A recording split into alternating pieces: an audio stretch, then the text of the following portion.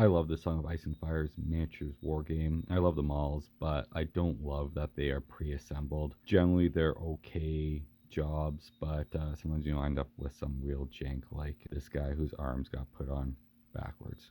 Now it's supposed to be what we got. So looks like it's an opportunity to do maybe some custom work and kit bashing, but I'd much rather that they just let me clip it off a sprue.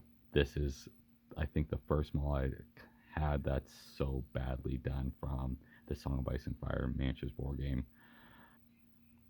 God damn it. What did I buy you for? To make me sad? See if we can't disconnect this because they didn't do a very good job with the... Oop. They didn't do a very good job, obviously, building it, but not even of gluing it. So, arm free, 2 arms free. There we go. Look at that. Begin your kit bashing just with raw force.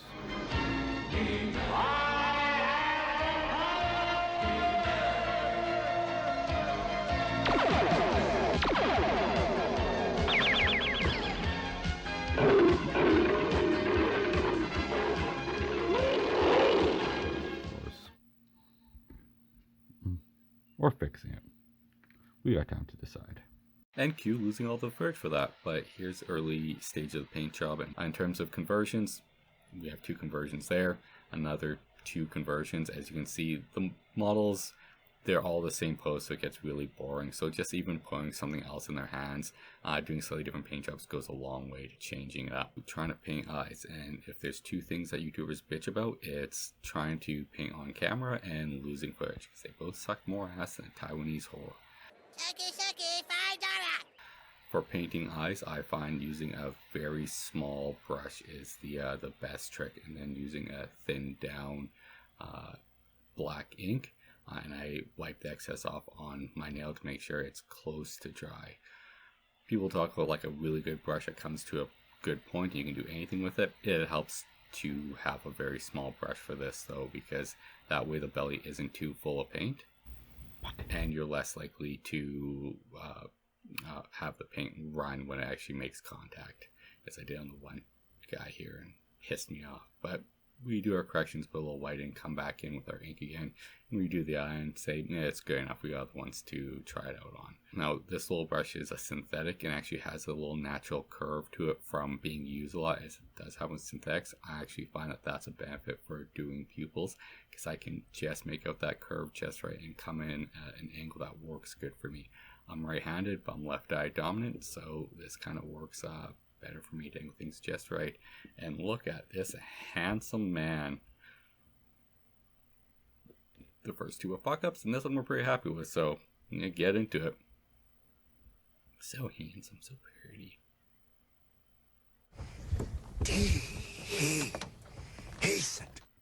Here's another conversion I did where I gave this guy some nice long hair and put a small shield or buckler on his right arm to try and create some definition to the wood on this. I just gouged some, cut some lines into the material first, just give me an idea of like panels, and then went in and painted in some highlights.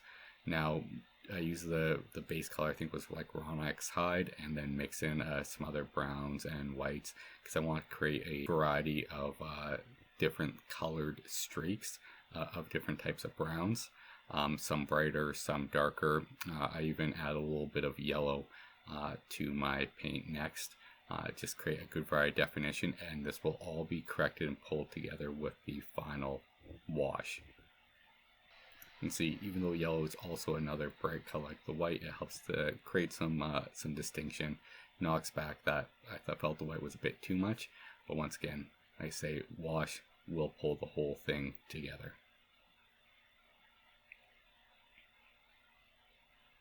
Now this is another guy I did a basically the same sort of conversion on.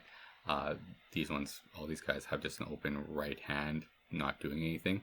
So I threw a shield on it, and with a little bit of green stuff, just made a strap for the inside of the where the hand is holding the shield, just to keep it kind of in the sense of some realism, and just a quick, easy conversion to create some distinction on these models, because otherwise you have 3 or 4 models in a squad of 8 that are all the exact same pose. So besides doing different paint jobs, which I did across, to a degree, across the squad, I did basically 2 types of paint jobs. The having some basic conversions help keep them all kind of still grounded together, but a little bit of variety, a little bit more flavor, a little bit more interest, or at least for myself, for the whole painting process. Because painting 3 or 4 dudes of the exact same pose, as you know, sucks. To actually bring everything together, I just used a little bit of, I just used some Reichling Flesh Shade to pull all this together. I used Reichling Flesh Shade because I originally was going with a red shadow color to offset the all the greens, and then I started introducing a bluish green shadow color into the whites when I did the paint job, Caliban green actually, just because based off the cover art on the box, I liked that look and create a bit more variety. Now this Reichling Flesh Shade wash, because it's partially the shadow cover, at least for the greens, I also took it and applied it into some of the reflective surfaces, like the silver-ish metals, like on the kneecaps there, and the weapons, including in the fullers of all our swords, and in this case the so this is the model that actually had the upside down wrong arm, so took the arms off, cut the base off a little bit, and then made a ASOIAF, whatever you call it, large like Scandinavian knife. And for that I just used tooth cleaner picks. And putting a little bit of wash here in the in all the foliage just helps once again reinforce that reddish shadow color that I had used initially in the models, because the intention was that the ground was going to be that same kind of reddish color. As you can see, kind of from what's left over of the primer on the grounds there. And there's nothing special to this, like you don't do anything fancy, just nice thin liquid of any type, whatnot. You put in the fuller, it'll run most of it. You run up with your brush if you have to, and just quickly clean it off with your fingertips. This isn't rocket science here. And how well does it show up in the end when it's all said and done? It's okay. Like, it doesn't really stand out, but I know it's there, and I, for myself, I guess I appreciate the little bit of extra effort, attention to detail. And even with doing these models, my goal is to do up the entire Baratheon army and then present it for next year's scale modeler competition in my city. Alright, once all those suckers are dry, it's time to make sure everything's protected before I start doing any more work, and everything just got a quick matte varnish. I say nothing too crazy here. I did go back in afterwards to do some more painting on some of them, like the banner bearer. But at this point in stage, the whole thing is to just lock it in, protect it, and make sure no damage comes to it, because I'm going to be starting into the wider basing pretty soon. And also protect it from my cat, because he likes to come up and, play with my models while I'm working. So, got to protect it from his little teethies.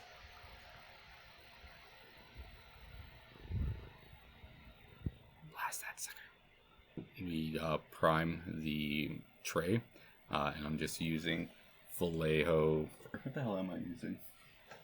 Yeah, it doesn't matter, just a reddish primer. Just kind of ties it all together in here, and just working on the edges of the actual model bases, just make sure there's nothing left unexposed. It's not going to be actually left like this. I gotta go in and actually put my cover on top. I like to prime it and then at the kind of more or less done stage. I really like this guy. I left some of the red in the shadows, and I think it looked really sharp. The banner guy, like I say, I decided to go in after this and put some more red in the shadows of the banner, just push it back more, but it was coming up to a different spot. So now with staging the actual tray itself, it's an opportunity to do like essentially a large vignette, maybe even a diorama, but very much a vignette, and having everything tied together. So I like the idea of these guys kind of coming through some ruins. Kind of remind me of Lord of the Rings with the Rangers when they're waiting for the orcs to land on the shore, and they're just hiding in the ruins. So it's not a Skillet, but whatever city it is. So originally I was going to use some fake stones I'd made for another project, painted up in moss, and I liked the look of them, but I ended up going against it just because, to me, it didn't really fit the idea. They just look like something you could just push over. Now the little Christmas trees, you get them from Dollar Tree, like $1.50 or $1.75, whatever your Dollar Tree is going for. Comes in packs of like 8 or something. They're great little trees for basing. With this though, because they're too perfect, they need to be trimmed up, and it helps to create defects in them, like, you know, missing branches, missing areas, patching. It's just like a real poetry. And really at this stage of things, we're just staging everything, getting a feel for how things will look. So this rock here, I glued it to, the rock's too big, so break it up and you know, make it look a bit more irregular and a bit smaller so it can fit comfortably on the base. And once again, everything's just getting staged, see and feel, whatnot. Nothing's being locked in as of yet. I'm just trying to work it around and just find something that seems alright. So I decided to go against the stone columns, and I figured I would make some stone columns out of wood skewers and putting vines on them to help cement them a bit more in the world and create more visual interest as their vertical component, and we'll be drawing the eye. Then I put in my own texture ground paste combination, and the stone columns I didn't use, I sliced off little sides of them and then glued them onto the base to create the illusion of maybe what used to be a stone flooring or walkway or something from the past that's, you know, eroded away, but there's still some of it present. I then use different colorful mosses, glued that down to create some of their high vegetative interest. Now, because they were all very bright and mismatched, I centered them back in the world by taking some Raglan flesh shade and then just airbrushing that on them all from one side to help knock their color back a bit, and once again recenter them in this world of like kind of reddish shadows and highlights. I did the same thing on the columns and the different spruce trees there. Those all got repainted, wet blended on brushes, and shot from the side again with the Raglan to just kind of knock it back. Now, of course, I put some of these mosses on some of the model bases, not all of them, and they get the same treatment to just make sure everything is all matched together. I'm not seeing it. Not seeing results. Alright, then we go in and I hit everything up with a shit ton of static grass, which I use a blend of 3 different types of static grasses to help plant everything in place. All I see is a bunch of organic waste. And then I cut down several different types of flowers tufts and glued those all around the base. I find the full-size tufts are too big. You need to go smaller. So I like to cut them down because smaller is a bit more realistic. Now, realizing that the stone columns are going to be a pain in the ass for storage and transport, I decided to cut them down at the foam level, and with Mod Podge and some black ink, just seal in that foam with the intention of magnetizing them afterwards. And for this process, you don't really need mixes, just enough for it to be dark, but you do have to do several coats to make sure it's fully sealed. In this case, I think I did 2 or 3 coats just to make sure everything was hunky-dory. And then, like say, just going around and double checking everything, doing some touch-ups. Now, when things are just about done, we got to, finish rim that base. Whether you're black, brown, everyone does their own thing. I just picked up these AK acrylic markers from my local hobby store. They're like $3.99, great price. And I figured they'd be a great way to try them out, is just to do a big fucking base. So this is my first trial of the markers. I ended up doing 2 coats just to make sure I got everything good and solid and completely covered, because there's still some bit of texture from adhesives and leftover bits from when I was making it. I think these work really well. Honestly, all rimming that I do in the future will be with these.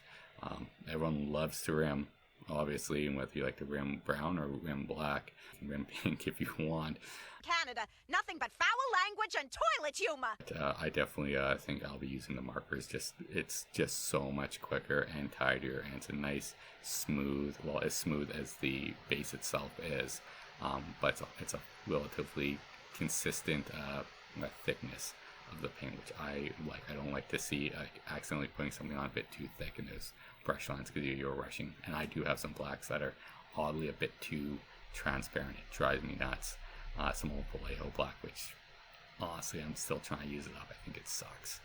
But these AK black markers, they are lovely. Now, to actually magnetize the columns, I was going to use good mini model magnets, and then I realized, like, screw that, that's way too expensive. Why would I use my good, like, for magnetizing models? I just grabbed some cheap dollar store stuff I had lying around, these shitty flat magnets, and just had to find the orientation where the magnet polarities were correct.